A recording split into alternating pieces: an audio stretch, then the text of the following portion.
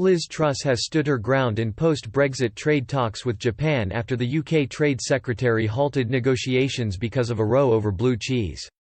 Britain was on track for an early trade victory as Prime Minister Boris Johnson prepared to sign an ambitious post-Brexit trade deal with Japan in a matter of weeks, the UK's first trade deal after more than 40 years following its departure from the EU.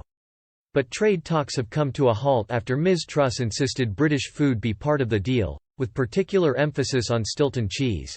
She hopes a win on Stilton will send a message to the world the UK is able to secure better trade agreements than those by the EU.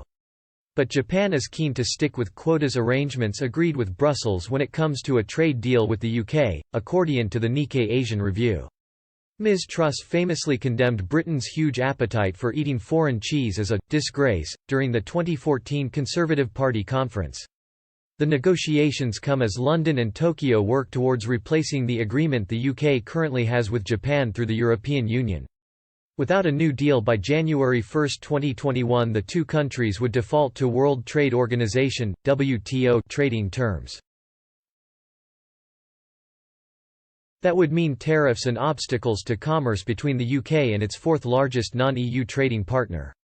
One business expert revealed this showed the UK was not going to settle in a bid to rush out any post-Brexit trade deals. Atul Bhakta, CEO of One World Express, the issues that have arisen in the UK-Japan trade talks are telling.